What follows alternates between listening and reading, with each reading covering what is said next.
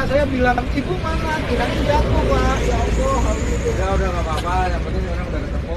Ya. Beredar di media sosial, seorang ibu muda terpisah dari suami dan anaknya saat mudik menggunakan sepeda motor. Dari unggahan akun Instagram @pemalang.update, kejadian ini berawal saat keluarga kecil ini mudik menggunakan sepeda motor dari Jakarta. Saat di pertigaan Jalingkut, Brebes, pada Minggu 16 April 2023 sekitar pukul 22 waktu Indonesia Barat, si suami belok kiri keluar dari jalur Pantura. Setelah 200 meter berjalan, si suami merasa salah jalan. Ia pun kemudian memberhentikan motornya terlebih dahulu. Saat itulah sang istri turun dari motor. Namun, seketika si suami langsung putar balik ke arah jalan Pantura tanpa sadar si istri belum naik.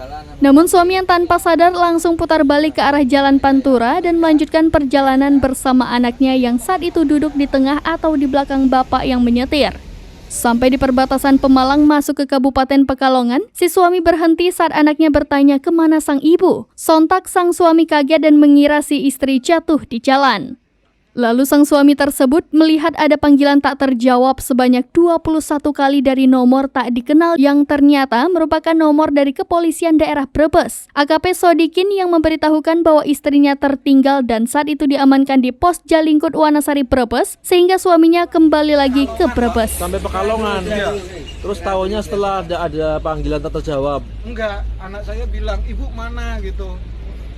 Kirain jatuh. Ini ada nggak di belakang? Di belakang dia. Di tengah.